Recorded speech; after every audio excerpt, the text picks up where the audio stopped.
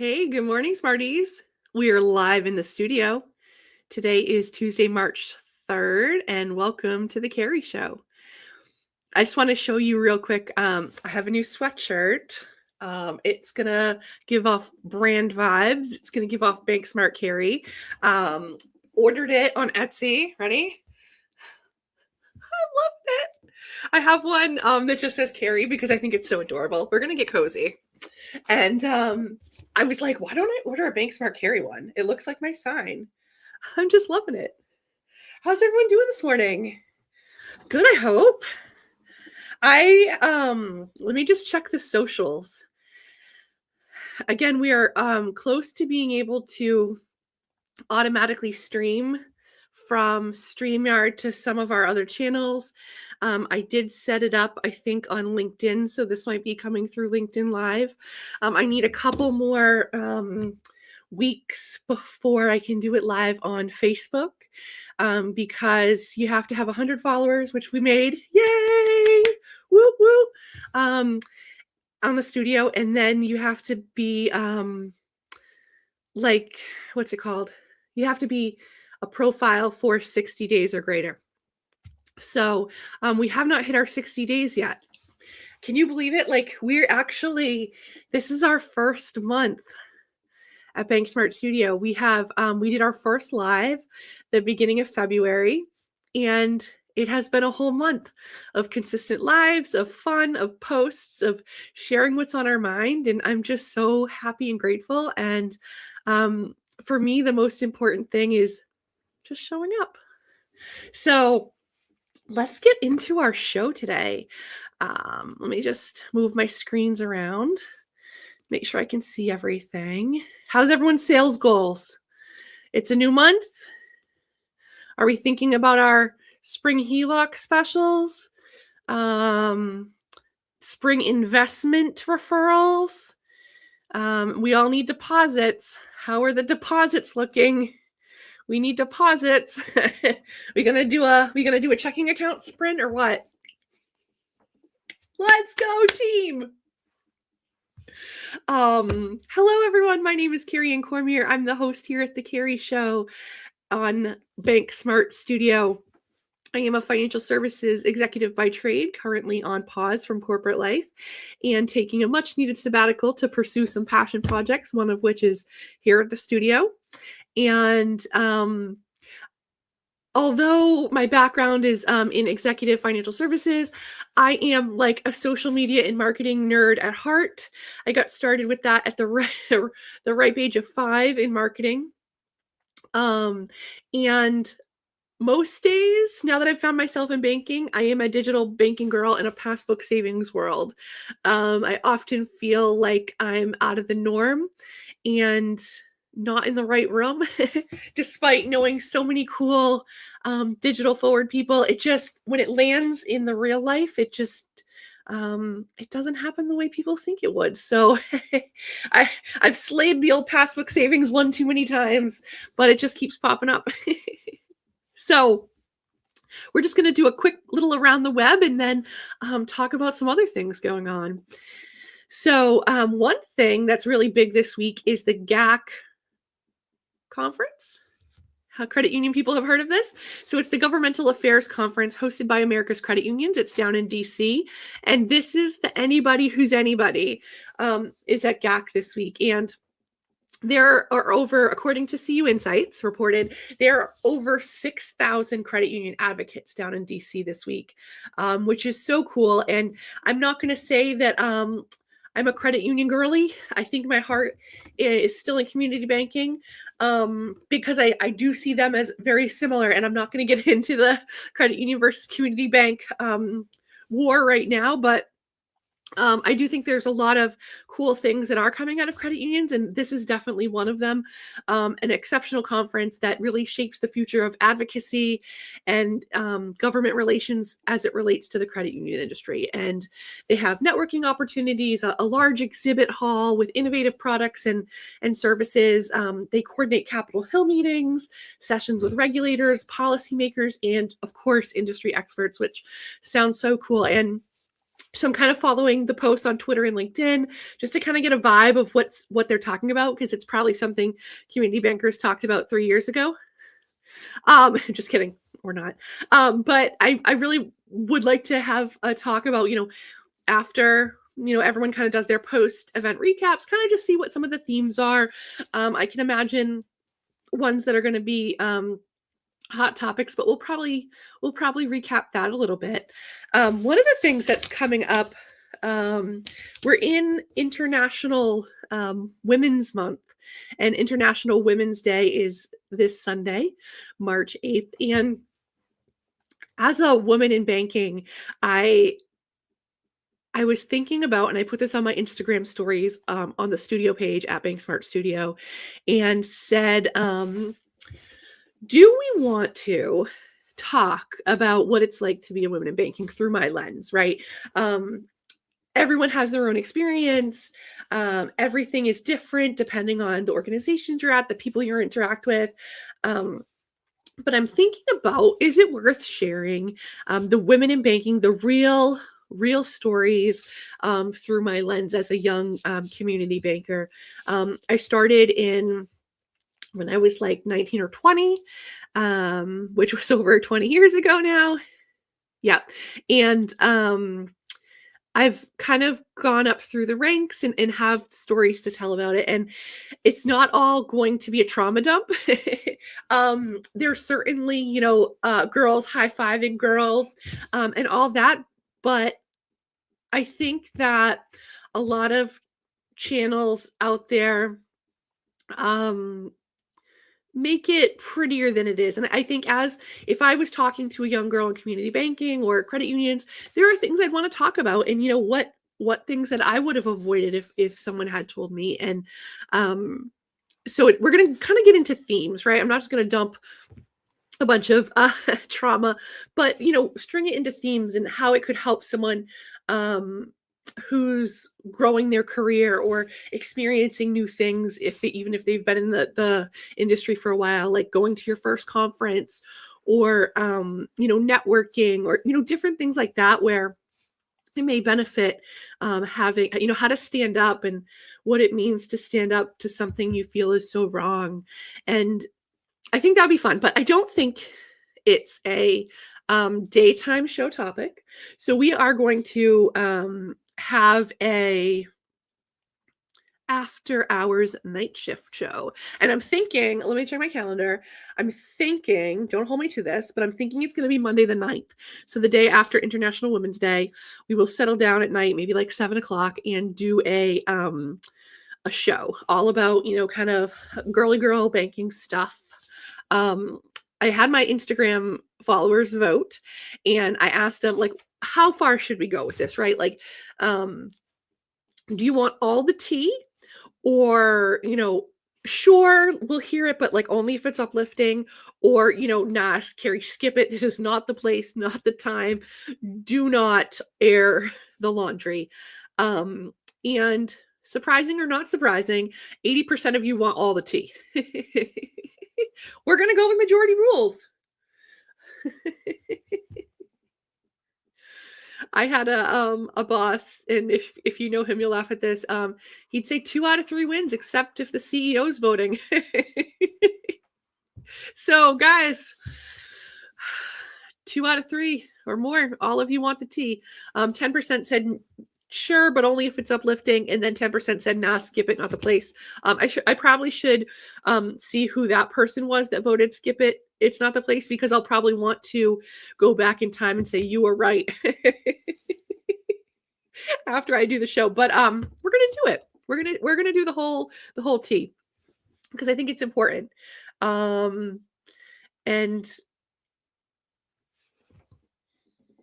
it's International Women's Day, which means we can say what we want to say, right? Right? Yeah. How's everyone doing this week? First week of March? Yeah? Throw in the comments where you tuning in from. I'd love to see it. And I do go back and look at the comments. So if you're not live when you're watching this, I do check them out after. Thank you so much. And don't forget to like and subscribe. It really helps keep the studio running, and I really appreciate it. I realized the other day that we kind of jumped right into the studio. Now that it's been a whole month, we've been doing quite a few shows. I did a little analytics recap for myself just to kind of see what it looks like. And it was interesting that the night show was definitely the most popular one, which was cool. So I'm interested to see what that one looks like next week if we do it. But I realized I never properly told you the story of BankSmartCarrie. And we just kind of jumped into the studio things, which I think is fine, right? Because sometimes you just got to build out loud, and there's no sense in rehashing everything in the world. You just got to jump in and get into action. And that's me. I'm a doer and I execute. But then sometimes it makes sense to pause and go back and say, okay, now that we got some of this out of the way, let's revisit. And I think it makes sense to talk a little bit about the lore of BankSmartCarrie, where it came from, the history. So I'm not going to get too much into the larger brand ambassador stuff, which is kind of part of it. But I could start going on a tangent. So if I do, I need you to like reel me back in, because this is really about me. This is the Carrie show. Wait, do we need the glasses? I need the glasses. I think we do. This is the Carrie show. I put these on yesterday to take a couple pictures, and I spilt my ginger ale all over my table here at my desk, which was kind of sad because I got a new desk topper that's so adorable, and it made a sticky mess. So here we are. Okay. So we'll start at the beginning. It's a very good place to start. So I started in community banking. It was an accident. No one ever sets out to be a banker, I think is what I found out over the years. I went to school for elementary education. At one point, I decided I needed to put that on pause and get a real job. And I was working part-time at a department store through college. I was a swim instructor, but summer was over, and I'm like, I need to put school on pause. What could I do that felt responsible? And a friend of mine was also looking for a job, and I had seen an ad in a newspaper, which goes to tell you like how old this is. And they were opening a new branch of a bank in my hometown and in her hometown. So I sent it to her, and I was like, oh my gosh, this sounds really good. This should be good for you. And as I thought about it, I'm like, you know what? I think I'm going to apply too.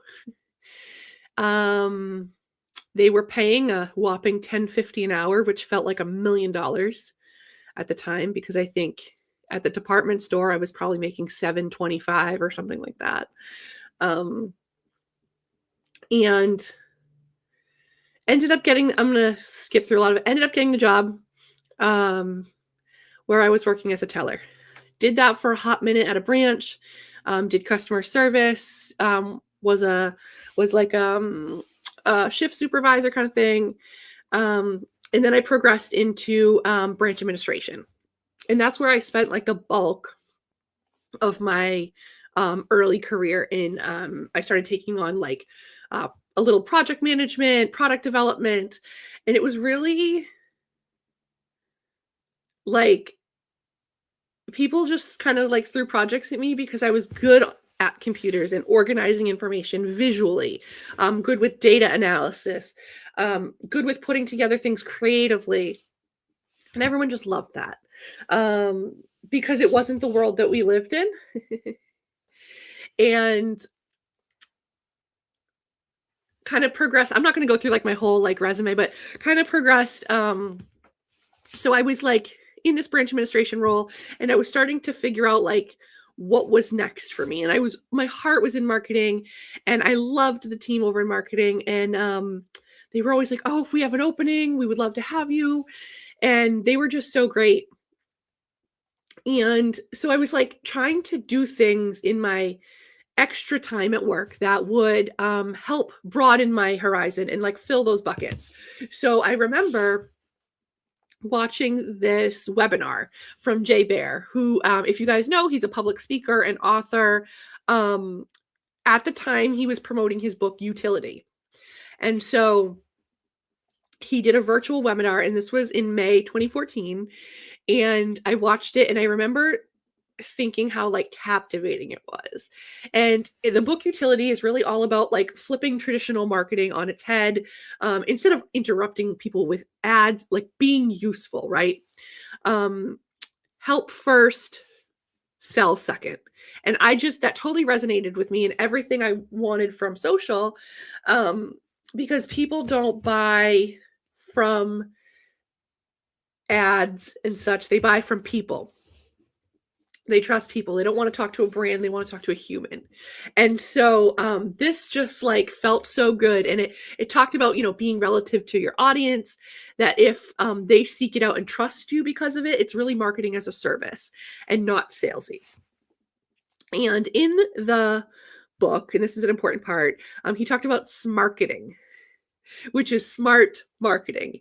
And it's blending the two words together with the definition of like using data and intelligence to back it up, right? Real customer insight, not just, oh, this is what I think people want, or because my brother or my daughter-in-law likes this, that means we have to base our marketing campaign on that, or our business decisions.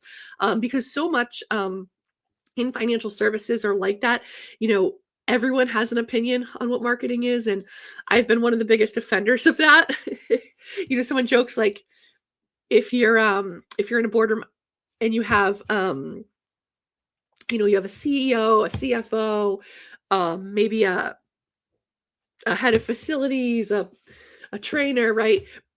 But around that table, there are 10 heads of marketing, because everyone thinks that they're a marketer. And it's really funny because I'm one of the biggest offenders. But when you talk about this marketing concept, right, it's actually helping people, not just pitching to them, and using channels where your audience already lives and listens, and aligns your marketing with the real needs before you ask for the business. And I think that is so powerful. Hold on, we're going to cough again. I guess I do have the window open. Okay, we're going to take a little side note off the Carrie story about how important this is. So I am such a proponent of like listening to your audience and being where they are. One of the things I'm very passionate about is local Facebook groups. So here in Central Mass, and this probably applies to most communities around the US, people live and die by their local town and city Facebook groups. It's like all the things you want to know and never want to know about a Facebook group all at the same time. Like what's happening in Worcester. You're from Hudson when, like these kind of groups. And so people will literally tell you everything about their financial lives in a Facebook group where they bank, what the problems are, what they're looking for. And banks don't show up and listen, and they don't help. So that was something that I really tried to bring to institutions that I've worked at, is being that voice in those groups, and helpful, and listening and understanding what people were looking for, and stringing that into themes and trends and responding. And we can do a whole nother episode on that, on social listening, but it's so important. So I think before it really even became a concept, this resonated with me because I had that kind of like mindset already. I'm the daughter of, parents who were business owners as long as I can remember. And ate every week by the amount of business that came in. And it's so important. And when you see those like memes online, that's like, don't support a billionaire's fifth yacht, or, summer house, or whatever. When you shop small, you're paying for dance lessons. That really hits home, because that's when people shop small, they paid for my dance lessons. And it means so much. And so when I try to bring that to the places that I work for. And so when Jay Bear wrote this book and shared it in the webinar, it really hit home, because being part of the community and listening and responding in a helpful way is so incredibly important. So how does this relate to BankSmartCarrie? So I am in my office and watching this webinar, and I was like so intrigued by it. And of course, there was a hashtag. And now I had a Twitter for quite a long time prior to that. And so my personal Twitter was like, I don't know, like four-wheeling Jeep something. And I wanted to tweet about this webinar. So the webinar had a hashtag. I remember like taking a couple pictures of my monitor, tweeting out some of the snazzy quotes from my four-wheeling Jeep girl, something. And after, I was like, oh my gosh. And I'm like telling my boss, I'm like, I'm so inspired. This was so cool. And I tweeted about it, and other people were in the hashtag, and like, it just felt so cool. And then I was like feeling, so this is in, what did I say? Like May 2014. So I was feeling like I wanted to separate professional Carrie from personal Carrie. And personal Carrie was fine for the most part. But if I wanted to troll someone on the internet using my regular profile, I didn't want that to conflict with my professional brand. No, just kidding. I didn't troll anyone. But social media was, I'm going to say, so new at the time, which is like silly to say because it's like not even close. But I remember being at the organization and people were like, don't even say you work at the bank. Like I had seen the whole life cycle from when like we got our first Facebook. So I know I was like an OG Facebook person who had it like when you had to have a school email address, not a Harvard one. I'm not that cool or smart. But when you needed a school email address, so back in like what, 2004, 2005, I had a Facebook. And so I remember when the bank got its first Facebook, and it was like, don't tell people you work at the bank. Don't post about the bank. Nothing. Lock it down. And it was so like disheartening because you're like, these are your biggest advocates. They're people that are enthusiastic and they want to talk about your brand. And frankly, they talk about your brand every day. And you trust them to talk to customers, and you trust them to be out in the community at networking events and meeting people and talking about the brand then, but you don't trust them to like put on social that they live and where they work at the bank. It just seems weird. So I wanted to keep that separate because I understood some of the repercussions of it, that you had to be very laser focused about what it was and not at the time, right? Mix that up with your personal life. So I started my Twitter maybe it was a couple weeks later, in June of 2014. And I did, right before I went live, I asked Grok what my first tweet was, and I'm a little annoyed. Grok didn't respond. Like, is there a secret to engaging Grok? Didn't answer me. Oh my gosh, I just refreshed. It did. Okay.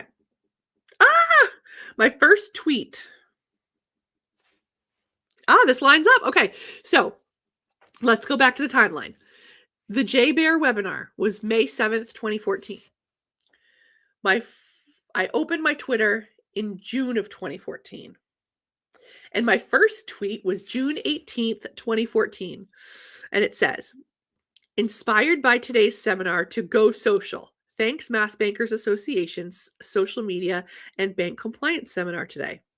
Oh my gosh, that's so adorable. Why is it linking me to Facebook? Oh, was that a picture of their seminar? Oh, did I probably linked it to their post on Facebook about the seminar. Okay. So I'm gonna screenshot this. Welcome to the timeline. Okay, so yeah. Oh my gosh. So remember, May seminar, tweeting about JBear webinar, Smarketing from my personal account. June, started a Twitter 2014. And went to a Mass Banker seminar to talk about social, or to tweet about social. Okay, so that's so cool. I'm so glad. Thank you. Hold on, coughing again.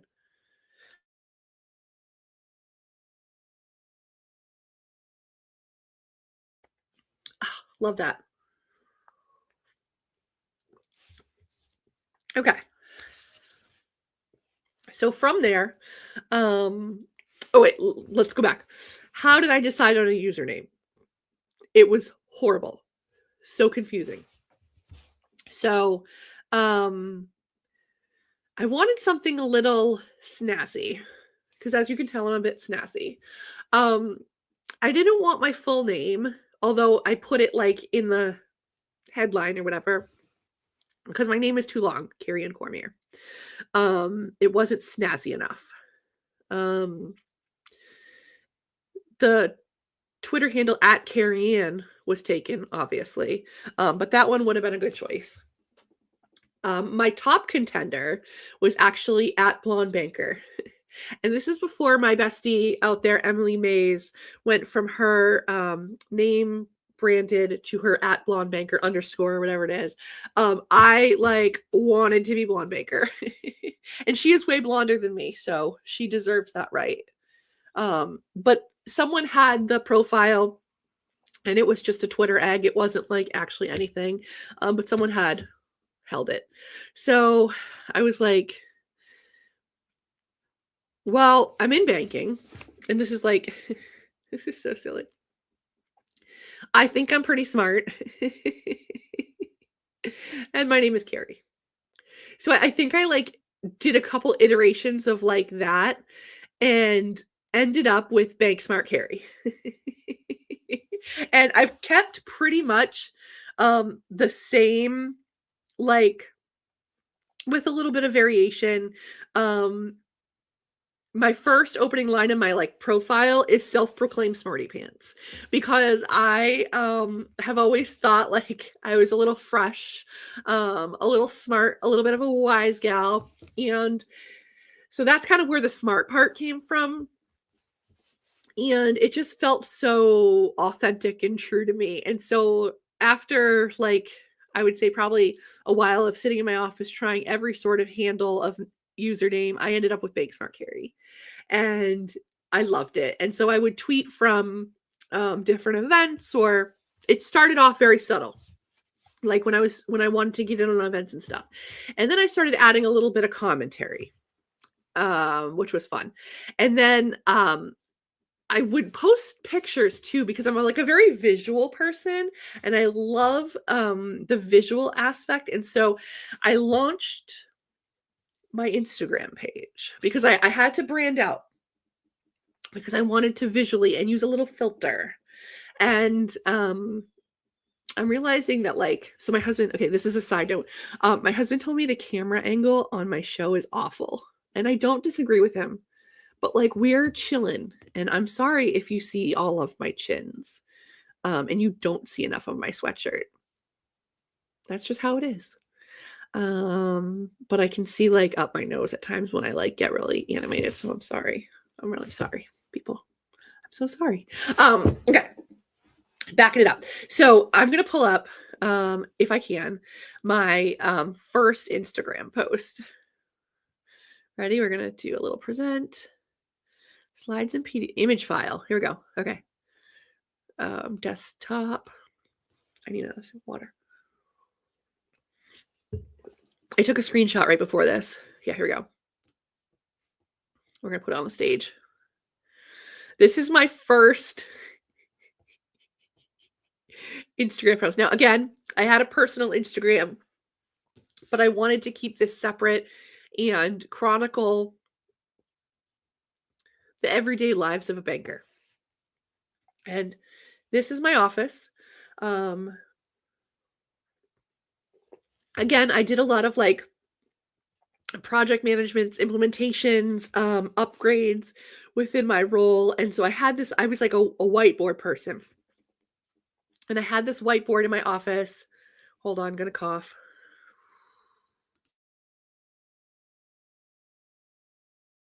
Should I like turn the video off too when I do that? Or do you like seeing me choking myself? Erase. Okay. And so this was like a list of my projects and when I would like add things. And so like also, because if things were on like a paper list or if they were on an Excel sheet list or anything like that, it went into a black hole of death. And this way too, anyone that walked in could see what I was working on, and it served as a conversation topic. So if there were things that I wanted to dangle out there and get interest on, I would put it on my board. That's a pro tip. It didn't actually have to be a thing. Hold on. We're going to pause for a second.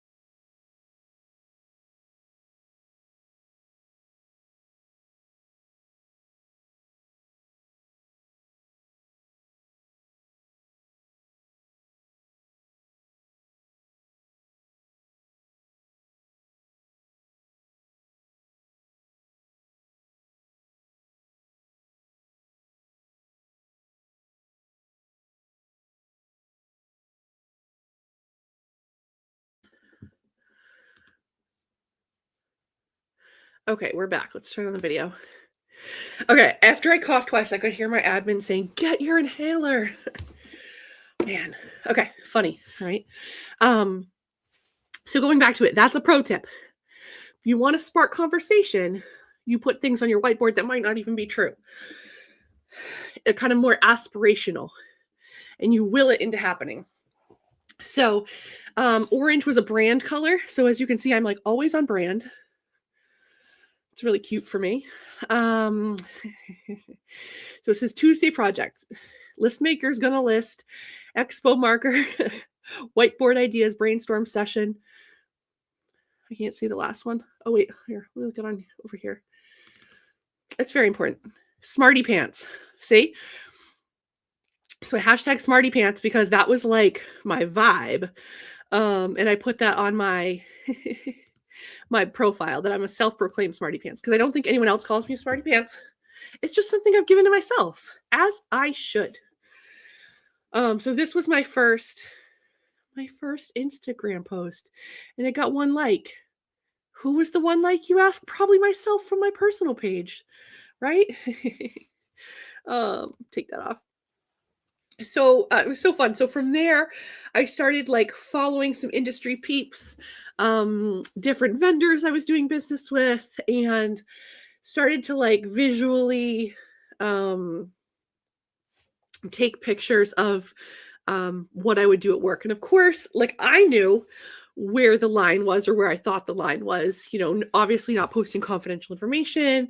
It was all just very like artsy stuff. And I ended up progressing into posting pictures of things like me getting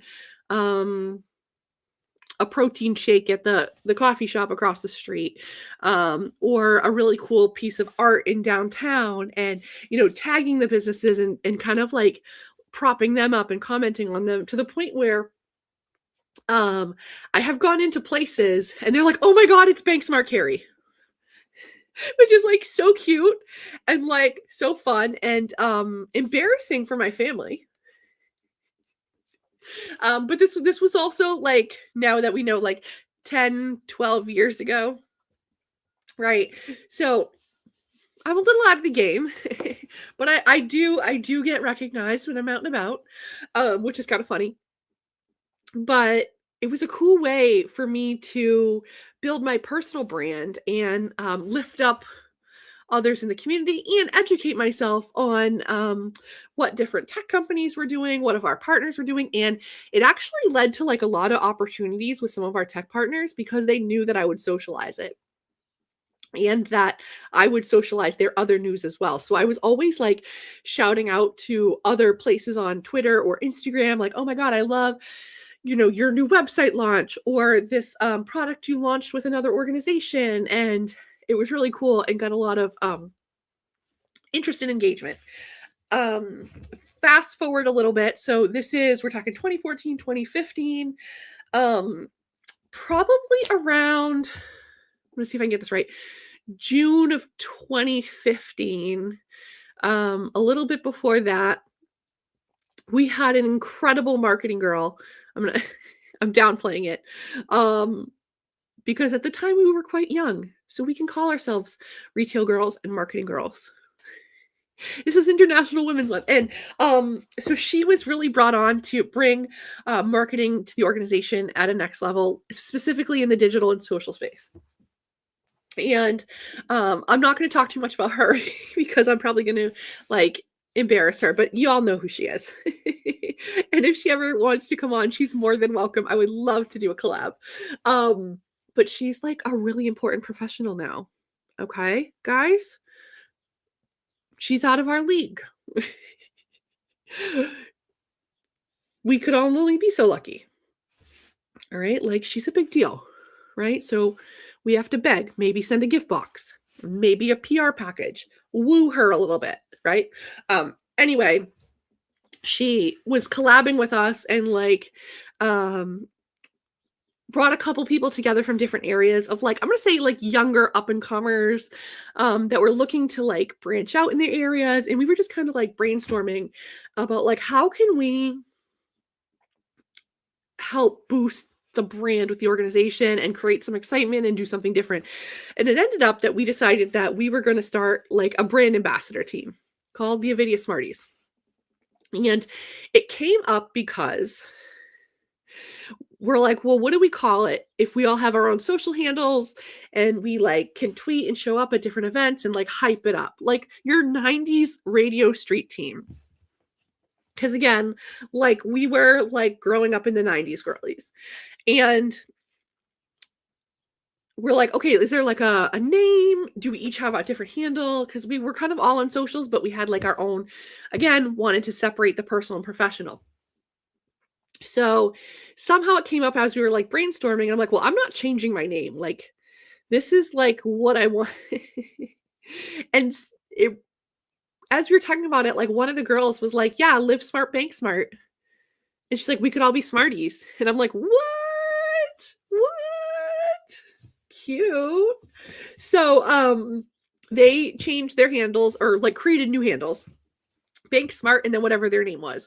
And so like building off of like my idea and my platform, we ended up with this brand ambassador team called the Avidia Smarties, which was like absolutely so adorable and played into like not only like the ideas I had, but some of the stuff at the organization that we had already without even thinking about it. So we had like a smart checking account and a smart savings account. And so it really helped like layer on the continuity, which was like so cool. And so that was like a whole ridiculously fun ride in and of itself. I could talk about that forever. all the ups, all the downs. And I think that needs to be its own show. And maybe I can get some guests on that want to talk about it.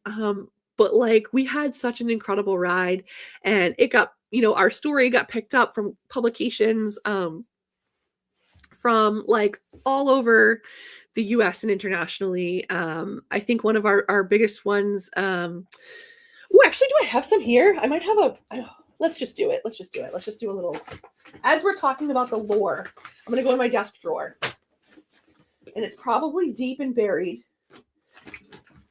because I don't have I need a bookshelf.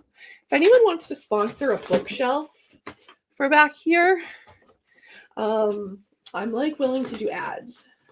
We could put your swag on my bookshelf.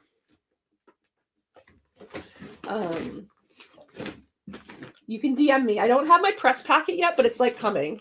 So I will have a press packet. But let me see. Oh my goodness. Nope. I'm going to regret pulling my entire office apart looking for this article. Oh my gosh, one day we're going to go through this. I have a bad day folder. Here we go. Here's some good ones. Okay. All right. We're doing this. We're doing it. Yeah. Okay. So, we were featured in Financial Brand, which is online publication, but this is Independent Bankers, Best of the Best. I believe I have a spread in here. Let's see. Yeah. Oh, actually, this one's about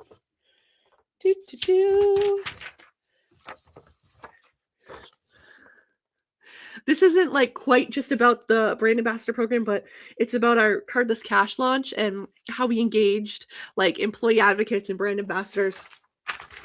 And there's your girly, Carrie. This edition is May 2016. So this is about a year after we launched the program. So we probably launched that in 2015 at a town event, which was our first one. We did a lot of town events first. And so this is Independent Banker. I have another Independent Banker. This one is May 2018. This one I think was a good spread. Let's see. Oh yeah, here we go. Oh my gosh, look at centerfold. Your girlies right here. Heck yeah. So badass. So we got a whole page here, people powered marketing.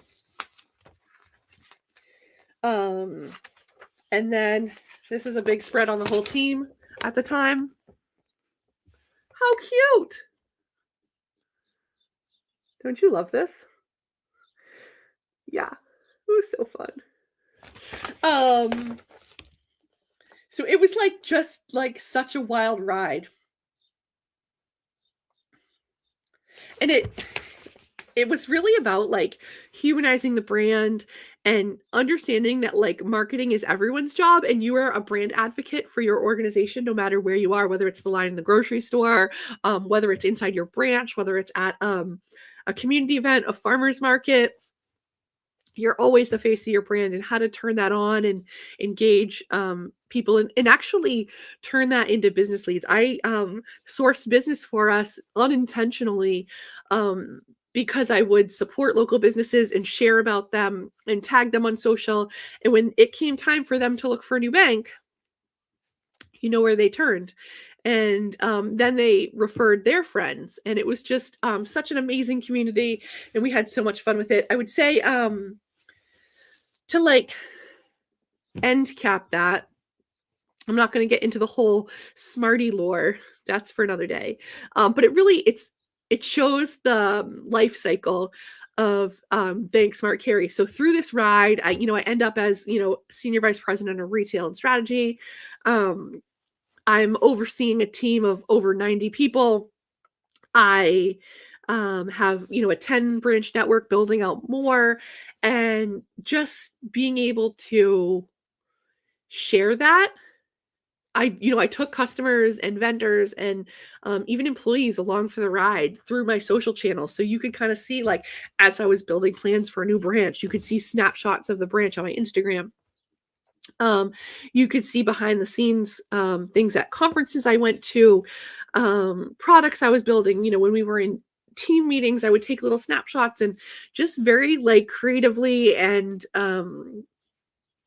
without telling the whole story, but it sparked interest. And it also sparked controversy. And, that's part of what BankSmart Studio is. It's the continuation of all of this. I had always wanted to do more with BankSmartCarrie and, bring it to like other people, and not just like the fact that what I did was successful and helpful, but like it was so much bigger than me. It was about all the ideas in community banking, credit unions, financial services, fintech, whatever, and like harnessing that energy.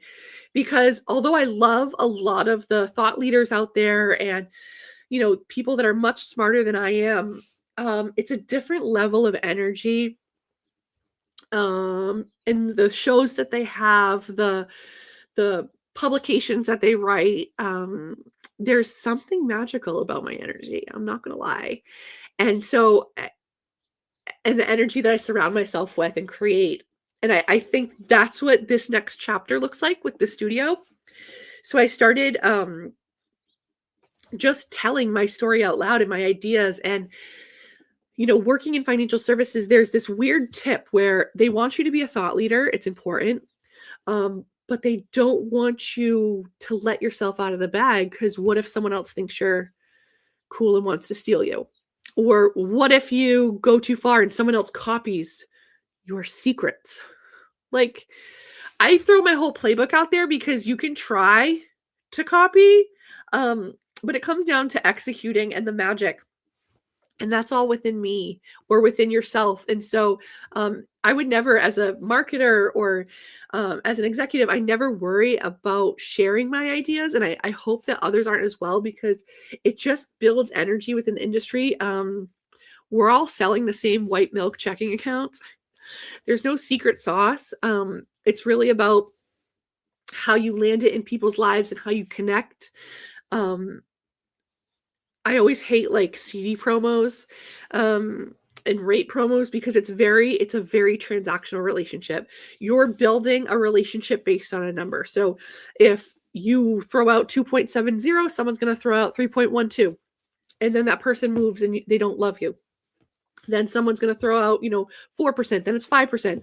Or if you're talking new account offers, it's you get $100 for opening account. No, 200. Do I hear 3, 4, $500 at Chase? And then that relationship's just broken. So when you create those relationships just based on a number, you've lost the person when that number changes.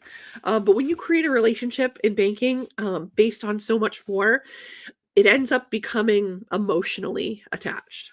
And consumers are willing to deal with so much more emotionally when there's that kind of attachment. So, all right, you have 2.7, someone has 3.12. I'm going to stay because I like you and I don't want to upset you. And I just want to make our relationship cool. And I like you. I can't describe it. I see myself in this organization. I've been there so long, or like, me when I call, like, hold on, we're not doing this.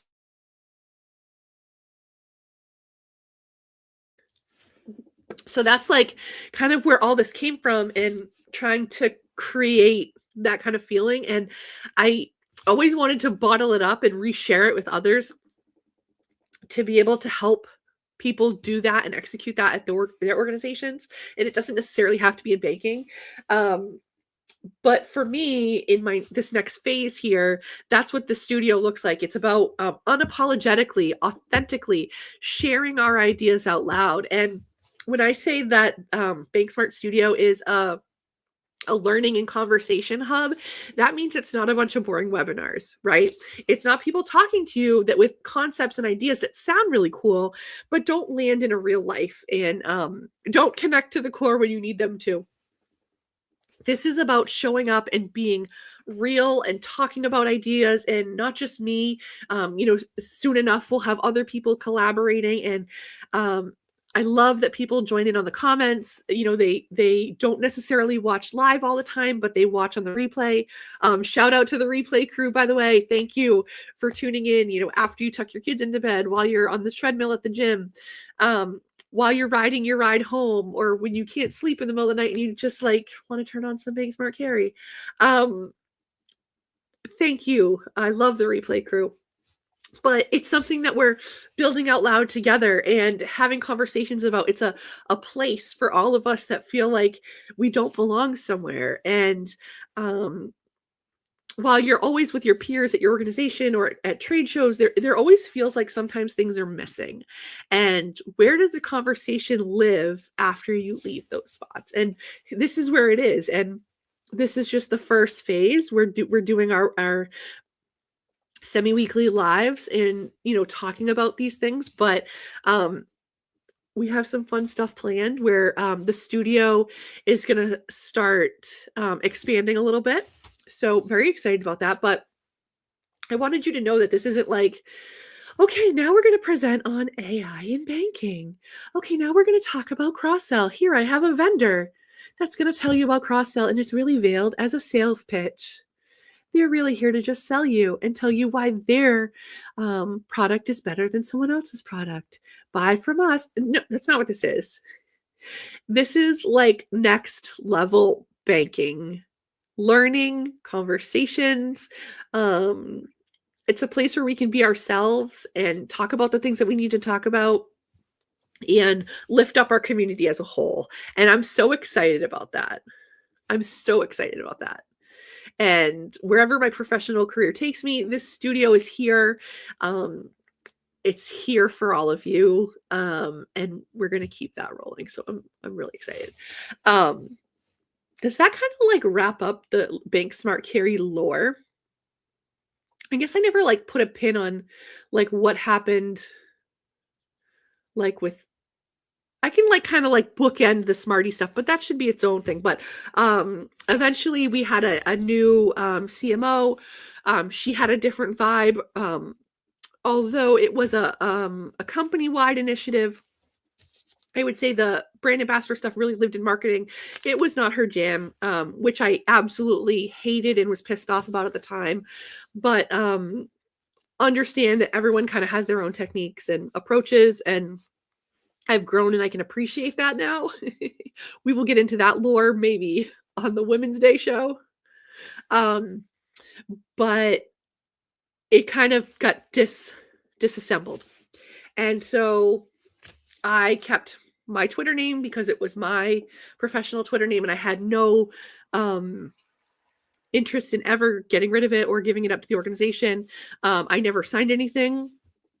I want to make that clear because I think that was a question about like, did it belong to the organization? It did not. It was always mine, and I purposely never signed anything. But I carry that with me no matter where I go. That is my professional brand. I have BankSmartCarrie on Instagram, LinkedIn, TikTok. Again, that's another topic for another day. But it kind of evolved into what's bigger than BankSmartCarrie. So the overarching theme was the studio, and I am just a representative of that. So that kind of like bookends that topic. What do you guys think? Like, I've seen, since I kind of trailblazed this with my crew, I've seen a lot like of people developing their own professional brands in the banking industry. And I think that is absolutely so cool. And there's also still, I'm seeing that banks and credit unions are afraid of it. After I left community banking, I did a stint in the credit union world for a hot minute. And I'm going to tell you, they weren't fans of it. That made them uncomfortable. I would post stuff on LinkedIn about the organization, even stupid things like as we're hiring, or had to do my own little announcement like, hey, guess what, guys, I'm here. No one did like a press release. You get this big score and whatever. But like I would just do what I would normally do. Like, hey, I'm so excited to be here. Or I'm at this community event, or stuff like telling the story beyond the big check pictures. And it made people uncomfortable. Like, why are you posting that? what do you mean, why am I posting that? I like work here and I'm like talking about everything that we do and it's like really cool. It's like, well, that's like a marketing job. What? And I'm like, oh my gosh, I just went in the Wayback Machine. We're in the Wayback Machine. And it was like, I was in, I'm not going to say whose office, but someone's office. We need to talk about this BankSmartCarrie thing. And I'm like, okay, yeah, like this is going to be a problem. Like I haven't heard that before. Yeah, no, we're not going to talk about that. Okay. Because I think I wrote an article. Oh, here's what prompted it. I wrote an article. I'm going to actually pull it up. We're going to do that for a second. LinkedIn. I like to write articles. And again, like I love writing, but the problem is it takes me a while to do it. And I feverishly will not use AI to write my articles because I want them to be, as much as I love AI and I use it for other things, I will not let AI write my articles because I have these like ideas in my head that just flow out and I want them to be what I'm saying. So let me pull this up. We're going to put this on stage. Remove from studio. Present. I'm getting so good at this. Like slay. Share screen. Cool. LinkedIn. Share. Okay. Oh, don't forget to add it to the stage, Carrie. Bum, bum, bum. Okay. So I'm going to go to my page. If you're watching, feel free to connect, or you can follow BankSmart Studio on LinkedIn, on Instagram, on Facebook, and on the Twitter. Our Twitter isn't a big thing. It's just mainly for it to be there. But okay, Carrie. Articles. I'm really proud of this article because it was like, it really like hit home when I was writing it and it was at an opportune time. Unfortunately, because Pee Wee Herman died. Oh, look at, we're live. Articles. And I like writing articles. So like, okay. So this one was about Pee Wee Herman and banking, how it relates to banking. And it was funny because I got like the best comment that was like, I think today that I would see an article that ties Pee Wee Herman to banking? No, but here we are and I'm here for it. But this like caused a little bit of like upset in our organization. And I also did like a little bit of different version that had more intricate company details, but for our internal intranet site, because I wanted to do like some thought leadership inside and help take people along for the ride in my mind. So this was September 2023.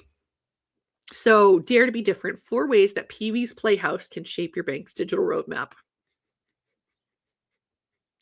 Isn't this funny? I'm not going to read the whole thing, but it was about like how at the time Pee Wee Herman had just passed, who's, his real name is Paul Rubens. Those of us who are like 80s babies, Pee Wee Herman and like his Playhouse and like, I know you are, but what am I? I remember having like kids I went to school with that was like always like, I know you are, but what am I? I know you are, but what am I? This was like our world. And I definitely feel like it related to banking because let's just read this. We're going to read this together because I need to. I think it's worth bringing up again. So looking back at a world where talking chairs, magical screens, vibrant characters come to life, we're reminded that a little fun can be the difference between ordinary and extraordinary, something we could all use a little more of. So this is the time in the organization, we were building a new digital platform, going from a legacy one from our core provider to a new modern one that was not related to our core. So we're doing all the integrations, all the different connections where you had to pull in all the things that normally would come with a core provider's package. So we were tackling the world of digital transformation. Let's hike up our pants, straighten out our bow ties, and draw some inspiration from the colorful antics of Pee Wee's Playhouse. We all have the opportunity to infuse elements of creativity, engagement, and interaction into our digital strategy, just like Pee Wee's Wacky Adventure. This approach can bring a unique charm and excitement to the world of banking. Number 1, embrace the digital reality. Now, I haven't read any of this in a while, so we're going to refresh myself up. The world of Pee Wee's Playhouse is a magical realm where imagination takes center stage and the unexpected is celebrated. Through his kaleidoscope of colors filled with bizarre and imaginative characters, viewers experience the world through Pee Wee's sense of wonder and childlike enthusiasm. With each episode, we embraced his reality as our own. Now, in the world of banking, financial institutions must take the same approach and create a culture of digital where technology and innovation take in center stage. Many see digital transformation as a technology project to complete. If we add a chatbot or upgrade our online account opening experience, we'll instantly be a digital forward organization. Yeah, not so much. They think that there's this like magical, I'm going off script. This is this like magical tool that, oh my gosh, we add this. Now we're digital focused. We're digital forward. No. Simply upgrading a few digital tools does not check the box on digital transformation. To be truly transformative, we must shift from viewing digital tools as add-ons to recognizing them as integral components in every aspect of operations. Achieving a state of digital readiness starts with our people, processes, and the ability to think differently. So this is all going to be a little bit of a play on like things I was hearing in the organization, and drawing on my previous experiences at other organizations. It's always about the flashy product or, we're rolling this out, we're so innovative. Girl, please. I said girl instead of the B word. Not that I'm talking about anyone in particular, but just like, please. Like, this doesn't make you forward thinking. It doesn't make you innovative. Okay? Just because you purchased a software or an infrastructure, you need to embrace all of the digital reality, and it starts with the people. And if they're not having that same mindset and the thinking about it, you're not a digital first organization. You're not digital forward. So stop calling yourself that. Embarrassing. I was like trying to like level set with people of like, okay, like I get some of you think we're really digital forward, but our like disgusting brocade drapes tell differently, hypothetically. Differentiate with authenticity. Okay, so think about the last product demo that really got you excited. You probably geeked out over the slick design and cool tricks the presentation had to offer. Well, it's easy to ooh and ah over the latest digital tools. Each product demo brings dreams of efficiencies, enhanced data insights, and the promise of new customers. As many of us continue on the quest for sharper and more convenient digital experience, we find ourselves vetting the same technology and tools. Take mobile banking, for example. Reviewing technology partners brings a lot of discussion about how much better we could be as a financial institution with a new digital app. This is a differentiator. We'll finally have something to market. We'll be able to compete with the neobanks, the fintechs, the chimes. Our digital capabilities will be better for our customers. How many of you have heard that? It's like, I was like so embarrassed. I'm thinking like, no, don't tell people that. It's not true. We're still old and stuffy. Like, we're finally like coming into maybe like 5 years prior. But it like, again, the same stuff. Like, if you're a smaller community bank or credit union, most of us, right, are dishing up the same tools that someone's selling.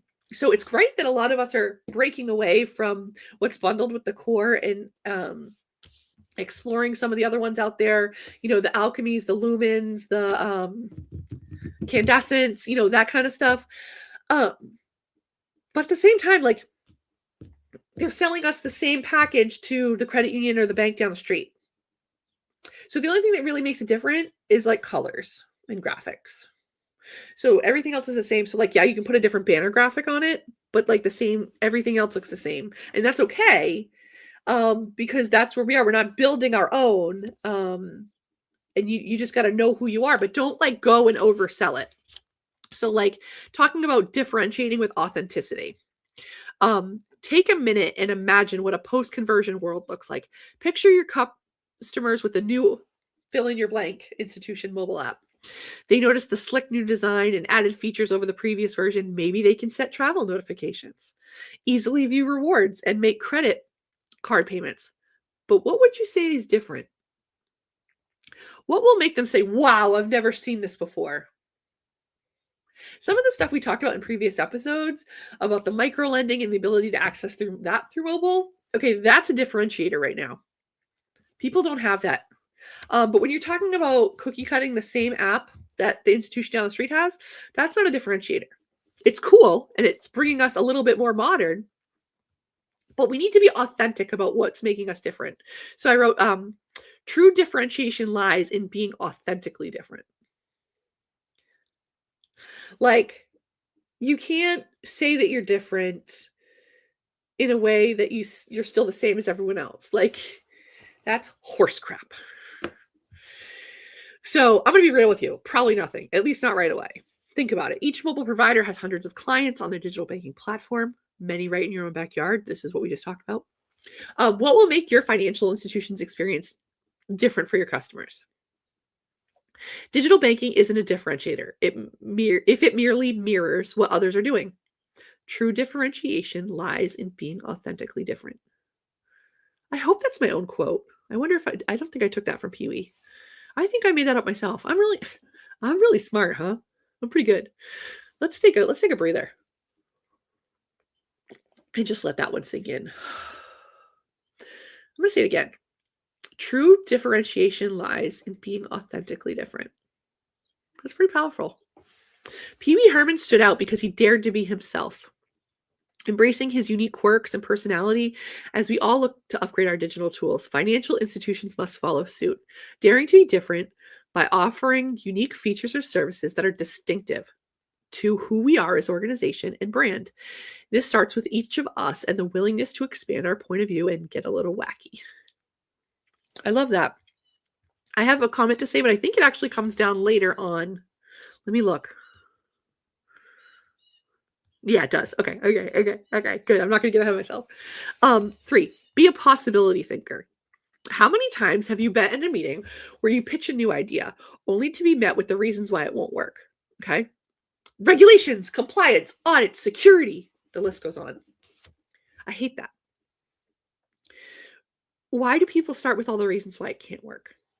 Imagine the possibility if we adopted the what if approach to product development, brainstorming, or even customer service. Starting with reasons we can make something work versus reasons why we can't is an impactful habit to adopt. I kind of draw this from improv.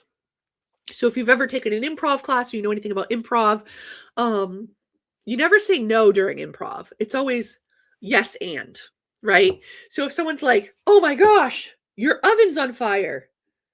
They're like, no, it's not. I'm sitting here at the beach. Because that like shuts it down, right? You say, oh my God, your oven's on fire. And they say, oh my gosh, the cookies I was baking are burning. Like you say yes and then so you said yes, the oven's on fire and the cookies that I'm baking are burning. So you're adding on to it.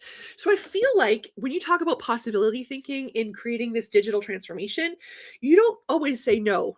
You say yes and, right? Or what if? Like, imagine a world where what you're saying is possible, okay? Because maybe it's not. But let's imagine a world where that's possible. How can we then take a next step? Or how can we improve it? How can we add to it? Or how can we make it actually happen? Instead of saying, well, what about this compliance thing that I'm just going to say, like, the auditors. If I hear that one more time, like, show me in the regulation where that says that. All right. Don't just flip your hair and say, well, you know how the auditors are. Okay. Yeah, I'll talk to any auditor. Show me where it says it in the regulation. Because you can't. Because you're just making it up. Because it feels uncomfortable. Just saying. So this is an impactful habit to adopt. Pee Wee's Playhouse fostered a mindset of possibility thinkers. Why not have a best friend that also happens to be a teal armchair with a set of lashes that would make the girls at Sephora jealous? Would that be so weird? What if you had a secret word each day where when spoken out brought a burst of energy, everyone threw their hands with excitement like a wacky waving inflatable arm tube man? Wouldn't that make meetings just a little more fun? Right?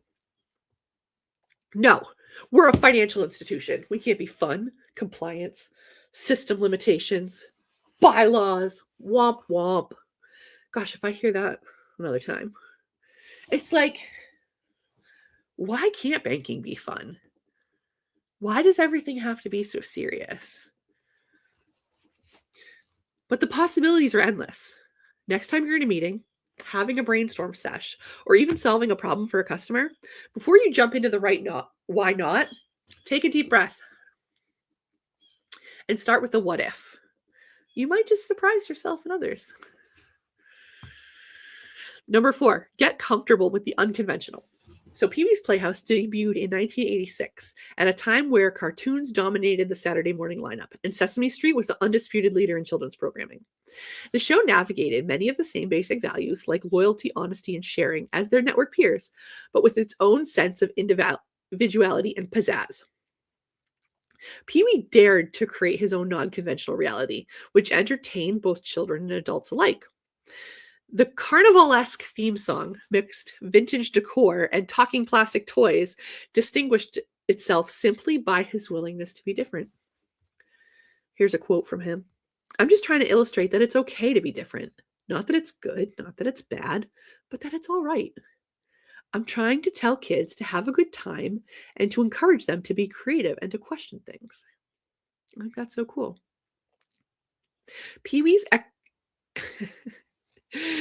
Okay, I can do this. Pee Wee's eccentricities were his charm, and embracing the unconventional made his playhouse memorable. In a generation raised by the calm and steady presence of TV personalities like Mr. Rogers, Pee Wee and friends allowed us to explore a new reality that found value in the oddities. Now, love me some Mr. Rogers, okay? Like, we needed that. But, like, I don't have the same memories that I do with him in Pee Wee's Playhouse. Like, I remember the calmness of Mr. Rogers, and it, like, made you feel like I didn't have my grandfathers had both passed before I was born. It felt a little grandfatherish, and it felt like if I were to go to my grandfather's house and he would change his shoes and swap his sweater, like, the routine was comforting, the neighborhood was comforting. He had his own versions of reality with the castle and all of that. But it was grounded in like a comfort, not a creativity, and that's okay. That was his spin. But in Pee Wee's Playhouse, I have such vivid memories of watching it and like feeling silly and imaginative, and that really sparked ideas, and that it's okay to be a little different or weird or think about things in a way that other people don't think about it. And he showed that we could explore that reality. So in a world of modern banking, right, tapping into fun and unique ideas is far from the norm. Boy, can I tell you that's true. The ability and willingness to fail fast is a nail-biting strategy, unfathomable to the average banker. While there is nothing wrong with incorporating the same tools or concepts as other financial institutions, it means we will need to get extra comfortable finding other and perhaps unconventional ways to stand out. So I've said this, and I love this quote here.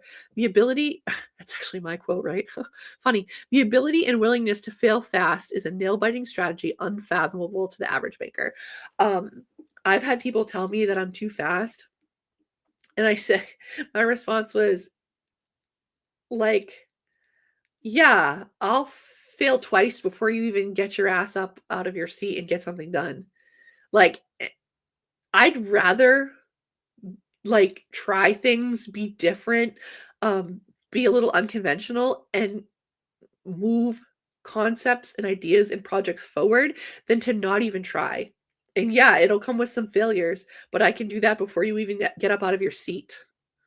I've already learned something and tried something new and succeeded. But that's not the norm in a lot of places, and it's too bad. So I encourage others to, and we're not talking risks here, right? We're talking just little strategies. So when they zig, you zag. When someone says the word of the day, throw your hands up in the air and cheer. A little different. Your mission. And again, this whole article was tailored a little differently inside the organization, but if you get one takeaway from this 80s babies throwback, it's that here in the world of banking, we are all part of something magical. Each implementation and upgrade we tackle helps us to define our new reality. As you begin your next technology project, ask your team to consider the following. What does the new us look like? How do we operate? How do we approach challenges and opportunities? How do we respond and interact with each other? What is our shared vision for this new reality? And most importantly, how can we have a little fun along the way? A project may start with a digital banking upgrade, but the lessons Pee Wee Herman and friends have instilled will lead us down a path of growth and discovery. The steps are simple. Embrace the digital reality, differentiate with authenticity, be a possibility thinker, get comfortable with the unconventional. The execution is hard, but we like a good challenge. Yours in digital, BankSmartCarrie. That's my name. Don't wear it out.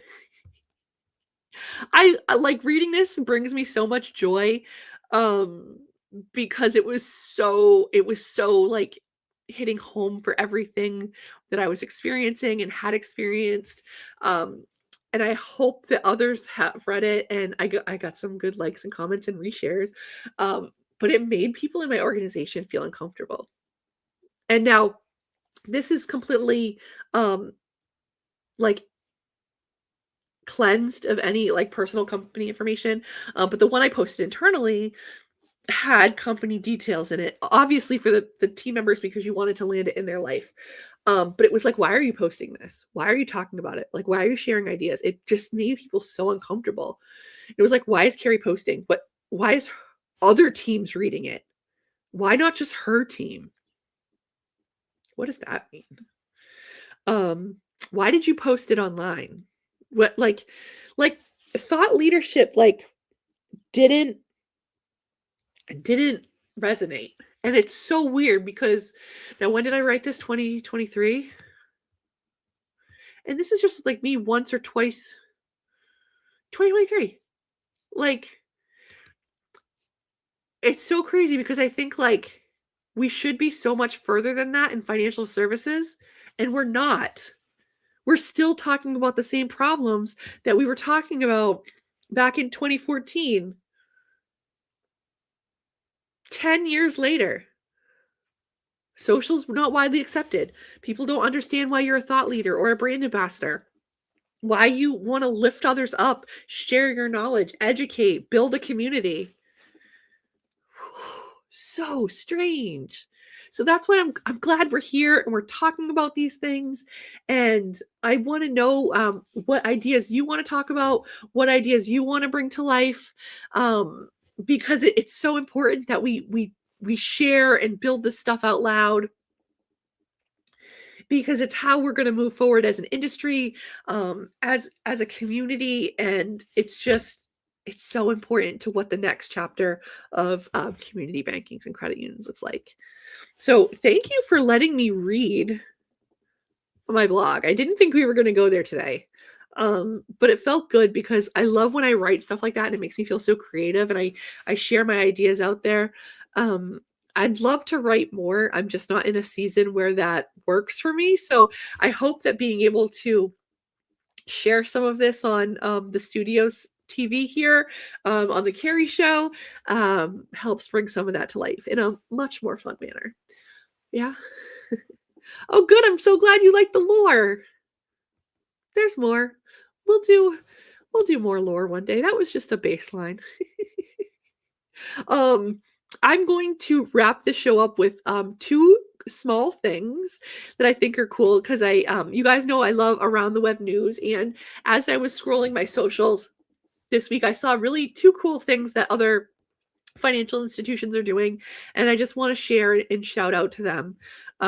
They did not send this to me, but if you do have something cool going on at your organization that you want me to talk about, I'm willing to take a look at it. DM me on BankSmart Studio or BankSmartCarrie on either Facebook or Instagram, etc. I am getting my website up and running, so I will be able to share an email address soon. But let me pull this up. Let me close this. Stop. Oops. Yep. Cool. Share screen. Nope, I don't want to share my screen.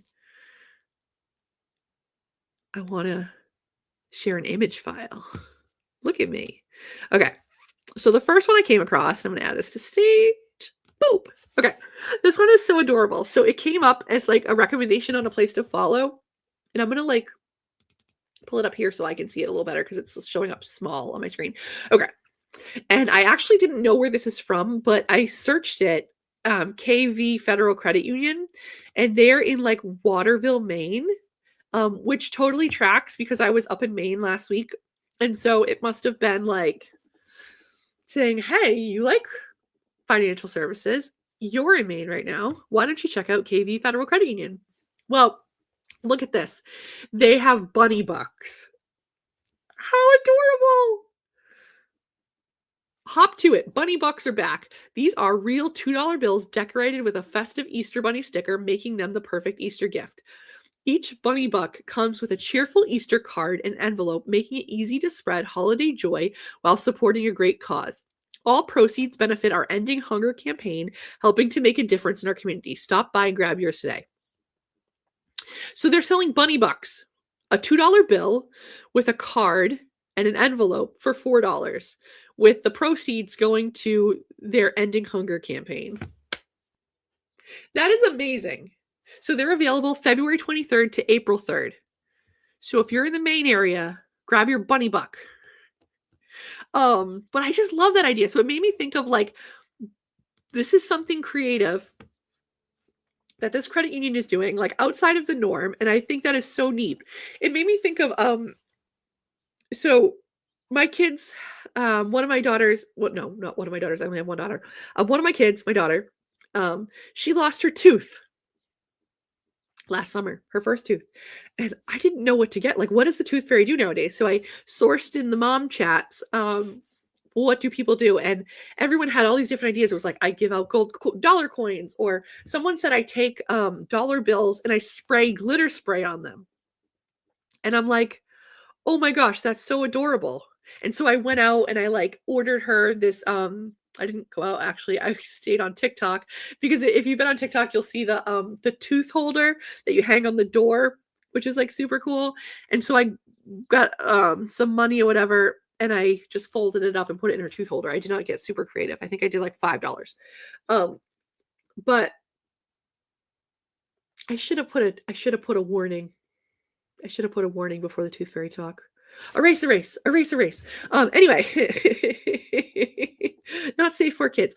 And anyway, it made me think of like all the different creative things that people do for tooth fairy money. Like, what if you took, like, at your organization, right? What if you were into dental lending and you partnered with a place and did tooth fairy money? Like, and like that would be so cool. So thinking about ways to, not just target the business owner, not target the dentist that is too busy to give a crap and you have to go through the office manager. But what if you give something start with something that's not selling them? Hey, we want to offer tooth fairy money. We want to promote it for you, whatever. Even if it's not real money, what if it's some like a voucher or something for tooth fairy money? I don't know.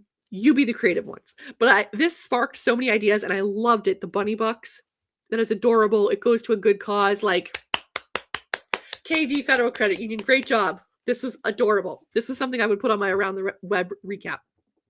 Another one, and I've seen this one before in different iterations over the years, but it came up in my feed, and it's worth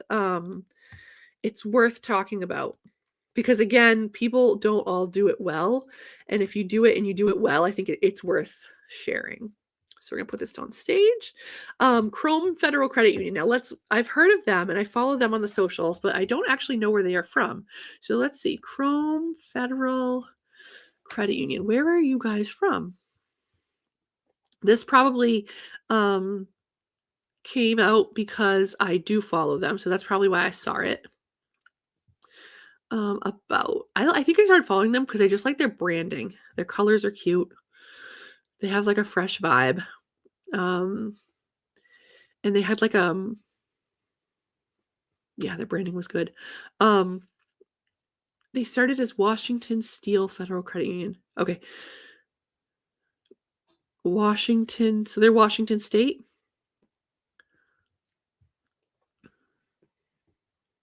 Oh, no, not at all. Not at all. Okay.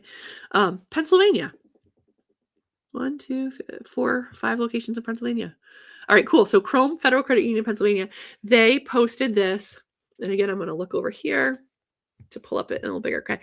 Report card season is coming. Stop by a branch today or visit our website to open a savings account and get paid for those hard earning A's. Let's zoom in on the fine print. So this is, can I do it there or do I have to? Okay. Let's zoom out. So yeah, cash in on your hard work with Payday for A's report card reward program. Earn up to $40 per school year for their youth accounts. So students in kindergarten to 12th grade can participate in this program for current and future grading periods. To participate, a Chrome savings account must be linked with the student as a primary member and the parent as the joint account holder. The report card reward must be redeemed during the report card period. Once new grades are released, prior grades cannot be rewarded. Program is subject to change. It's just so cool. And I've seen places, I think, or maybe I'm just making this up, that do a sliding scale. They'll, do, let's say, $5 for A's, $3 for B's, $2 for a C, and that's all you get. C's get degrees, people. You'll learn that in grad school.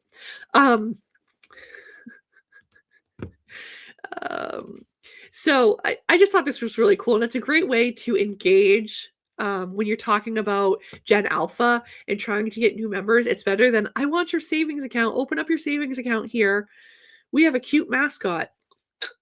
Okay. Like, great. The creative. But like doing something that engages them, that brings them in, that creates more of a community versus just the again, creating an emotional connection versus just the bank connection, and we're a good place to put your money just like everyone else is. I think that's so cool. So those are the two things that I wanted to share in my Around the Web this week.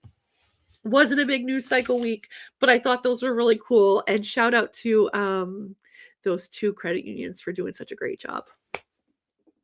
All right, so that brings us to the end of our show for today.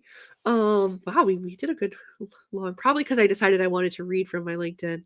You're welcome. No, I'm just kidding. Thank you guys so much. Be sure to like and subscribe. I appreciate you watching the Carrie Show, and we'll do another one again on Thursday morning at 10 a.m. All right, thanks everyone, and stay social, my friends. Wait, where did she go? Why is this still on? Bye-bye. Don't forget to subscribe to my channel. Bye.